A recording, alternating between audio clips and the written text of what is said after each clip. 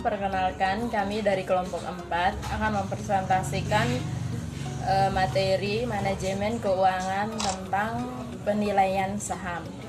Sebelumnya, perkenalkan nama saya Maria Kanista Bidiso dengan NIM 19190354. Kenalkan, nama saya Erlin Ismidayantin Siadi dengan NIM 19190041. Perkenalkan, nama saya Adventi Demita Rosali Tunukila dengan NIM 19190022. Perkenalkan, nama saya Lucia Yulancio dengan NIM 19190031. Kenalkan, nama saya Esther Rosintanapa dengan NIM 19190049. Perkenalkan, nama saya Evelyn Agustina Raja dengan NIM 19190004. Kita akan masuk ke dalam penjelasan materi tentang penilaian saham. Baik, saya akan menjelaskan pengertian tentang saham. Saham merupakan surat berharga yang diterbitkan emiten yang menyatakan bahwa pemilik saham mempunyai hak kepemilikan atas aset-aset perusahaan. Yang berikut jenis saham. Jenis saham terbagi atas dua, yaitu yang pertama saham biasa, di mana pemilik memiliki hak kontrol, hak atas dividen, dan hak preemptif. Yang kedua, saham preferen, di mana hak preferen atas dividen dan hak preferen pada waktu likuidasi. Yang berikut hak-hak investor saham. Hak istimewa yang dimiliki investor saham, yang pertama hak kepemilikan, dan yang kedua preemptive right. Tujuan penilaian saham. Penilaian saham dilakukan untuk menentukan apakah saham yang akan dibeli atau dijual akan diberikan tingkat retur yang sesuai dengan retur yang diharapkan. Baik, saya akan melanjutkan penjelasan tentang nilai saham. Nilai saham dibedakan menjadi yang pertama nilai buku. Nilai buku per lembar saham adalah nilai aktiva bersih atau net asset yang dimiliki pemilik dengan memiliki satu lembar saham. Rumusnya, nilai buku sama dengan total ekuitas per jumlah saham biasa yang beredar. Yang kedua, nilai pasar. Harga saham di bursa saham pada saat tertentu.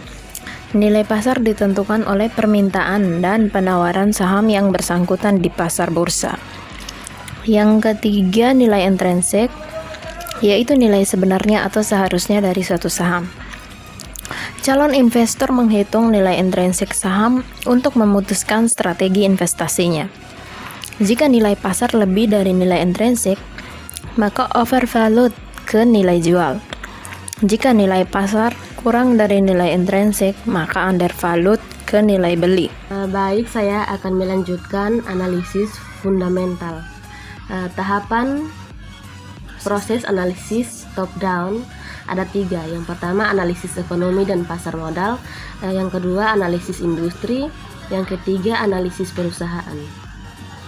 Analisis industri diperlukan untuk memilih industri yang memiliki prospek yang menguntungkan.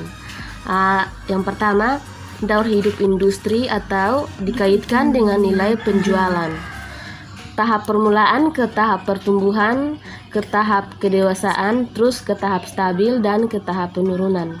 Yang kedua, persaingan dalam industri ke Michael Porter 5 Force of Competitive, ke internal rivalry, new entertain, supplier, consumer, and substitution.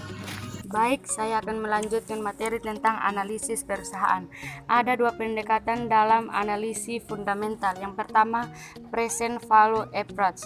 Nilai saham dihitung dengan mendiskontokan arus kas masa depan yang diterima investor atau diwakili oleh dividen atau dividen discounted model. Rumusnya seperti ini. Yang kedua, P/E ratio approach. Rasio harga pasar saham terhadap laba menunjukkan beberapa besar investor menilai harga saham dari kelipatan laba yang dilaporkan perusahaan Rumusnya seperti ini. PER sama dengan harga per lembar saham per laba per lembar saham sama dengan PE. Penilaian saham preferen. Saham yang memberikan sejumlah dividen yang tetap jumlahnya dalam waktu yang tak terbatas.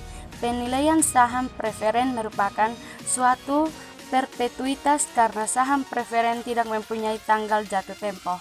Rumusnya PO sama dengan DPS per KPS. Baik, saya akan melanjutkan penilaian saham biasa. Perhitungan nilai saham biasa dengan dividen sebagai dasarnya dilakukan dengan asumsi bahwa para investor bersedia membayar suatu saham di masa mendatang dengan harga jual dan dividen di masa yang akan datang. Rumusnya seperti berikut.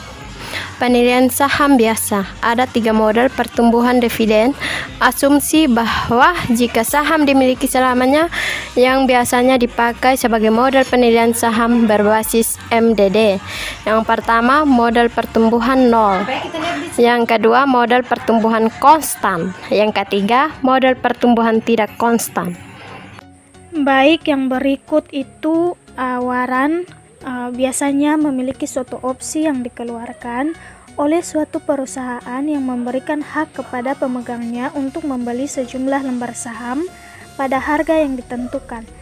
Biasanya waran diterbitkan bersama obligasi sebagai bonus karena membeli obligasi, sebagai pemanis atau sweetener penerbit obligasi.